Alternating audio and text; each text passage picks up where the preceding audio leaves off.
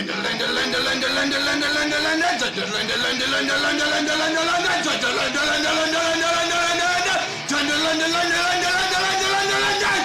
Dave Mackley, what 3 things give you your highs in life right now? And has this changed from 20 years ago? Yes. What gave me my highs 20 years ago was highs, getting high. I would have said my top 3 things 20 years ago was whiskey, crack, girls. That was my thing 20 years ago. Sex, drugs and rock and roll. As cliched as it sounds, I was very much a sex, drugs and rock and roll guy, with emphasis on the drugs and the rock and roll. But I obviously enjoyed the company of the female personage. Now, my 3 favourite things: nature. Obviously, I live in nature. I've been gravitationally drawn to nature. There's something about the cohabitation of everything. It just works on every level.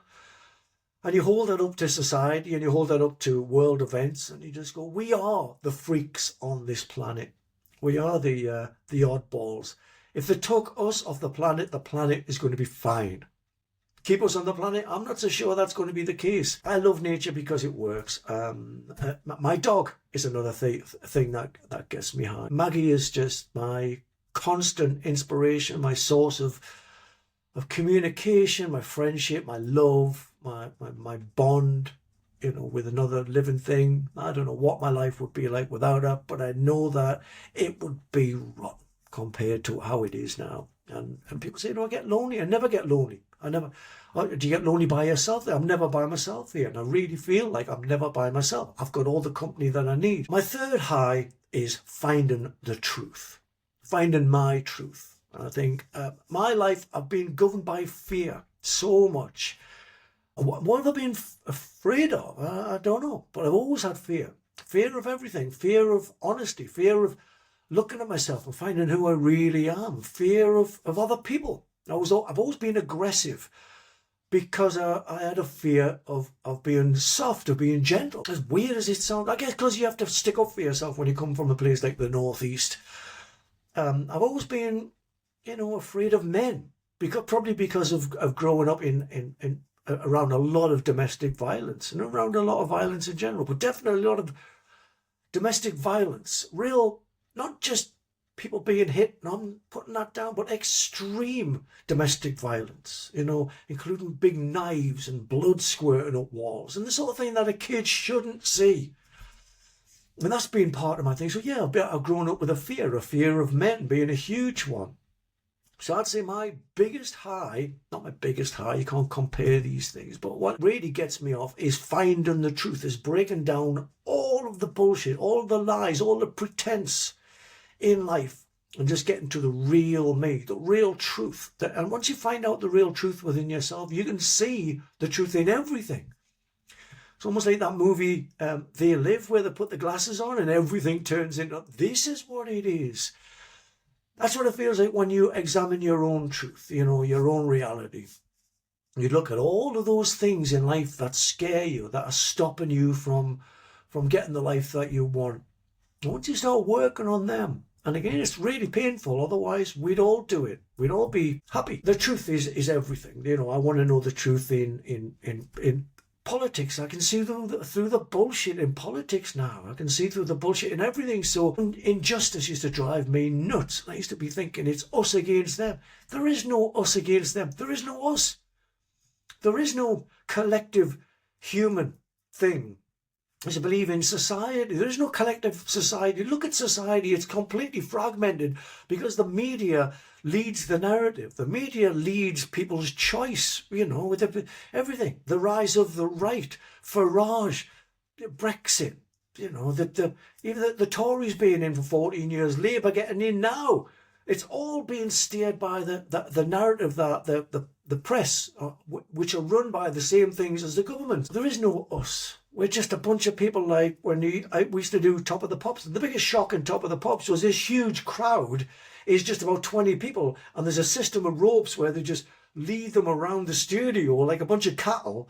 And that's basically society. We're just led around. Well, you hate gays now. Well, you hate Muslims now. Well, you hate the trans community now. We don't hate anything. We just get it forced on us all the time. If you're going to watch the news and you're going to read the papers, you're going to be led by the narrative structure of what they need for you to know, to fear, and to believe in the bullshit that the governments tell you that, is a long serving narrative by people that are way above the government, bodies that are way above the government. All of these different countries, there's probably a massive world order we don't even see, and the whole thing is just a big drama.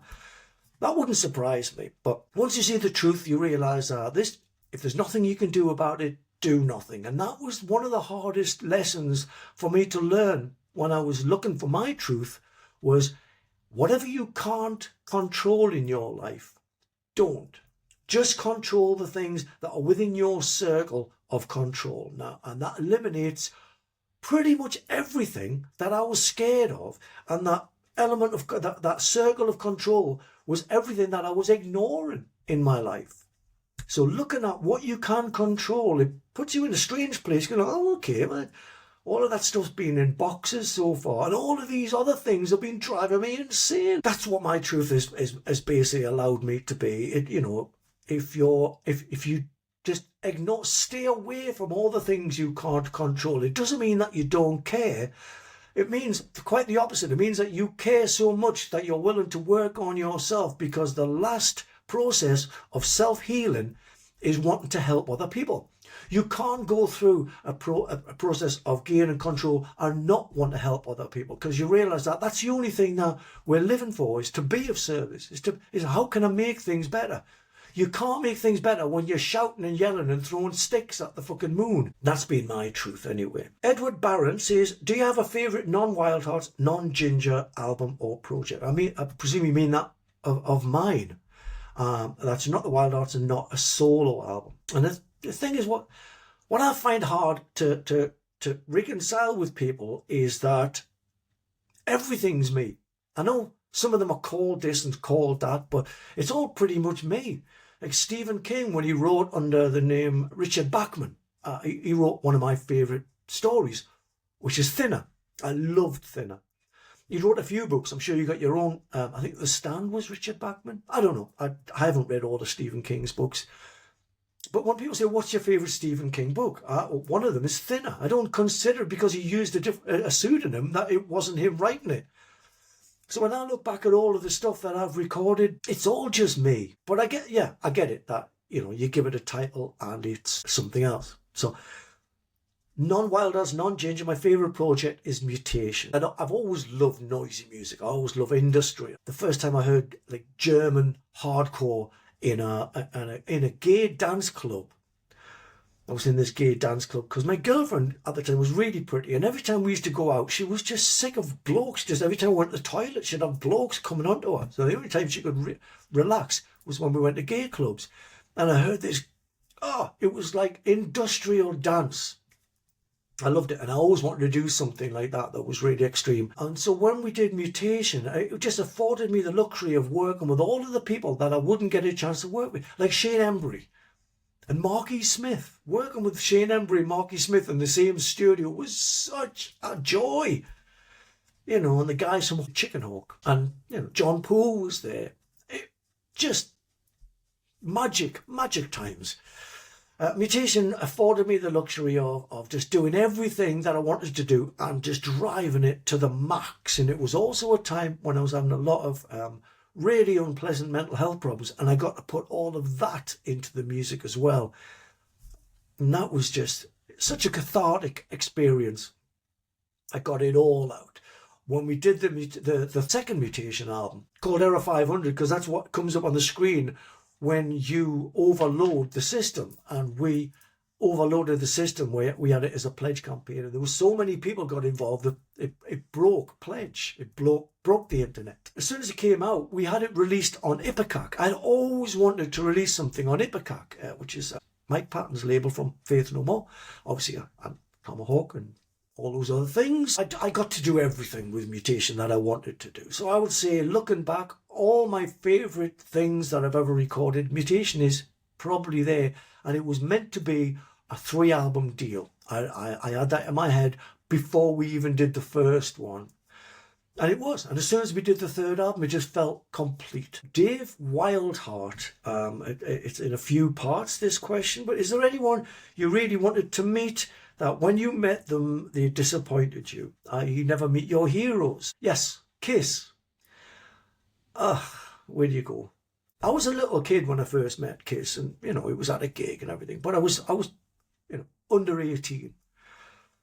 And Paul Stanley was talking, and he was surrounded by Kiss fans, and I was like, a very cocky little kid, and I pushed my way through, and I got to the middle, and Paul Stanley said, "We're having a big party tonight." And I said, "Oh, can I come?" I didn't even realise what I was saying, but can I come? And Paul Stanley turned around in front of all these people and looked at this 16-year-old kid and went, "I don't know, can you come?"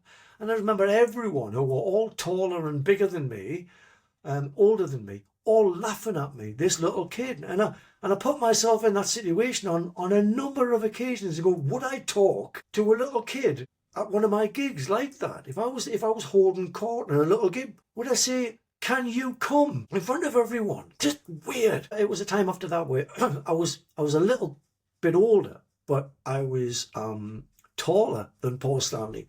And I had a girlfriend at the time who was very pretty, who was a model. Now I went to the toilet, and I came back as Paul Stanley had gravitated towards my girlfriend and was had his arm up on the wall and was chatting to her. And as I walked there, I remember her saying, "Oh no, you!" And I came up, and I was taller than Paul Stanley, and I went, "Oh, you, come on, out the fucking way." And she was like, "Yeah." Paul Stanley was trying to chat me up, and he was weird, and everything he said was ugly, and he smelt bad as well, and I kind of like that. Got one over on Paul Stanley just on that one occasion. But and I met Gene Simmons once, round about that same tour, because Kiss went on tour, and I was still a big Kiss fan. Meeting them kind of killed it for me. But I was with my friend, and we hitchhiked to every show on this tour. And I'd met Gene Simmons this one time. I ran after his car, and all of the security from the venue ran after me. And Gene Simmons had got out of his car with his bodyguard, and it was the big guy that any Kiss fans recognise, the guy with the big handlebar moustache. And he told the security to stay away, and Gene Simmons took a picture with me and signed my thing. And I figured that this meant as much to him as it did to me. Cut to a few years later, and the Wildhearts are all backstage at a Kiss gig. And I said to Gene Simmons sauntered over, saw this band, but I think Bam and Danny were with me at the time. And I started talking to him, and I went, "Oh, Gene, can I tell you this quick story? And when I was a little kid, I ran after your car, and I hadn't even got 30 seconds into the car." And he just folded his arm and he went, "This is going to take some time." And I remember just thinking, I'm about to tell you a story that makes you look good, and you're going to just dismiss me like that? And, I wanted to just tell him to fuck off. I didn't need to, because the rest of the band all told him to fuck off. And, meeting Kiss was beyond disappointing. I just really wanted to tell them how much they meant. And at that point, they didn't mean anything. And I heard the Ramones, and it was all over. And on a more positive note, anyone surprise you in a good way when I met them? Yes, the Good Rats. I went to see the Good Rats in New York, and I flew to New York to see them the first time, and they cancelled the gig. Anyone moans about the Wildhearts cancelled gigs, I get it, but I flew to New York for a gig and they cancelled, and I still didn't go off them. But I met them backstage, and I remember just saying to them, "Look, if the Beatles got back together, it wouldn't mean as much to me as this." And they were so lovely. And again in New York, I was insanely into Trail of the Dead, and I met Conrad Keeley, and I was nervous as fuck. I was a fanboy. And I met him, and I don't know what I said, but I remember it wasn't something that I'm glad I said. I was just so nervous. And he was really nice, but he was obviously a little bit uncomfortable. Fobbed me off. I was so pissed off at this dreadful performance of mine that I went straight to the bar, and I proceeded to get pissed, got really drunk. At some point, they went on stage, and they were amazing. They had two drummers, and they were throwing sticks between each other from both sides of the stage. Always made me want to play with two drummers. One day, hopefully I will. I got really, really drunk. Last thing I know, I was upstairs in the balcony having a fight with someone. I got kicked out of the club, ended up on Trail of the Dead's bus somehow. I think I got kicked out of the bus. I tried to walk home. I was far too drunk, and I fell asleep in a shop doorway, woke up in the morning and realised I was about 10 foot away from my street. And at that point, I picked up the phone, got in touch with my friend, and I just went, look, are you going to an AA meeting? Can I come with you? And I spent the next year and a half thoroughly disgraced by this evening, and I went in the programme for a year and a half. And it was amazing. And I saw the AA change people's lives. Not for me, not my thing, but I saw it amazing. I saw, if I ever say I'm not into the AA, doesn't mean to say that I don't have any belief in it. I've seen it perform miracles with people. No two ways about it. But that was my Train of the Dead story. P.S. Another question. Do you mind when fans use Wildheart in their name? Of course not. I love when fans use Wildheart in their name. I do it myself. It is my legal name, but yeah, it's a great name. I didn't even invent it. I was in a band called The Architects, who had a singer called Berry Burgess. The Architects were called Wildheart before I joined them. And I said to him, can I, as I was leaving the band, can I use this name? And he said, yeah, go ahead. So yeah, I love when people say Wildheart. It's great. Mark V says, what's your biggest regret and also proudest moment? I've got no regrets because everything I've done that is embarrassing, and I've got lots of embarrassing things in my life, but I can't say I regret them because I learned from them. I think if you have embarrassing examples of your behaviour in your past and you don't rectify it, yeah, I can say, oh, that's regrets. But I've worked on every single stupid thing that I've done and that I've been in the past, so I've got no real value for the past because I've took it all and I've worked on it and I've bettered myself. So I can't say I've got regrets because that means that the past has any value or validity in what you're doing, and it doesn't. I've got no respect for the past. It means nothing to me, absolutely nothing, because I've used it and I've come up in my own life and I've bettered myself. So yeah, no regrets at all. I've just got things that, yeah, would be embarrassing. A lot more embarrassing if we'd had YouTube at the time, but we didn't. So yeah, I can kind of sweep them aside. But yeah, loads of things that made me change my life. And where I am now, I'm really, really happy. I'm very happy with myself and I'm happy with the decisions I'm making. And it's been hard to come by. And I think anything that's of real value to you, long-lasting value, has been hard to come by. And if you're going to keep it, the harder it has been to arrive at, the more likely you are to keep it. Proudest moment, how do you say your proudest moment? People normally say, my kid's being born, but anyone can have kids. And the person that did the work was the woman. So your proudest achievement was something that anyone can do that someone else actually went through all of the hard work to make happen. I don't know. I don't consider myself to be the big name on the billboard there. I would say my proudest achievement now is something that is, hopefully by the time you watch this, the album will be out and you'll all have heard it. But I say my most proud moment has been the new album. Just because of the way that it all slipped into place. It almost slipped into, when you hear about dolphins going into the black water, it makes them go faster. It was like that. I started out in the grey water and then, hit the black water and it just went whoosh. And it's still happening. As of us speaking now, the album hasn't come out, so I'm still really excited for you to all hear it.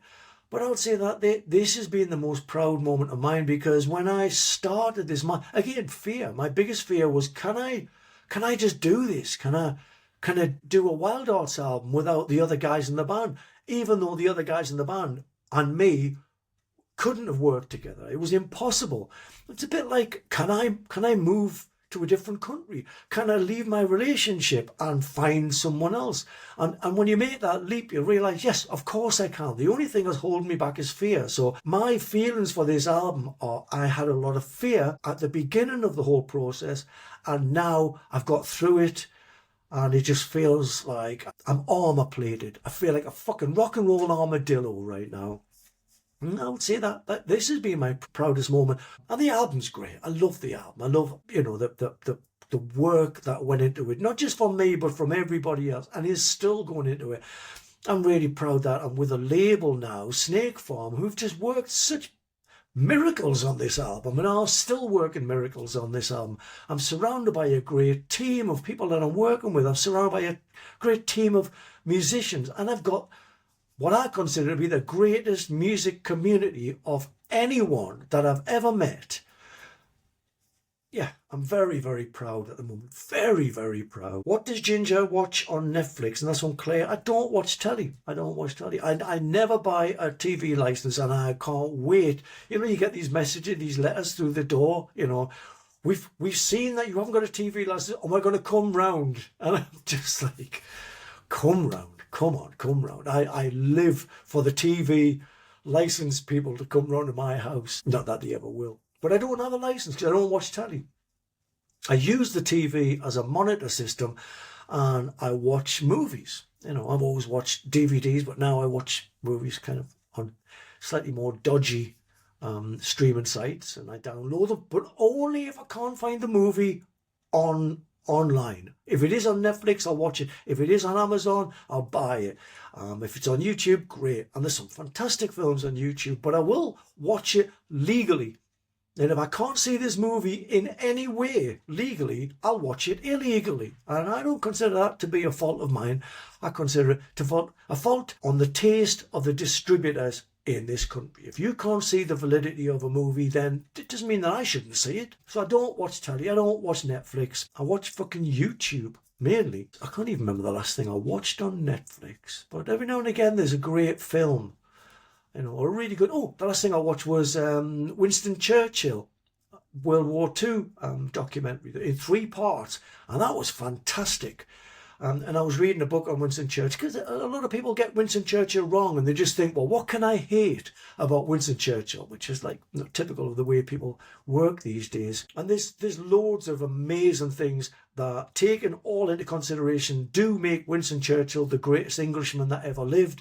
If you're not going to do any research, then you deserve your backward opinions and based on gossip and stuff that you don't know. But I had read this exhaustive book on Winston Churchill that was all that thick and took ages. And then I wanted it rounded off with a documentary about him, just to confirm the things that I thought I was getting from him, and confirm or deny the things that were just, you know, conjecture and hearsay, like the bombing of Coventry, for example. All of which was apparently bullshit. It wasn't true. But anyway, that was the last good thing I watched on Netflix. I don't care for Netflix.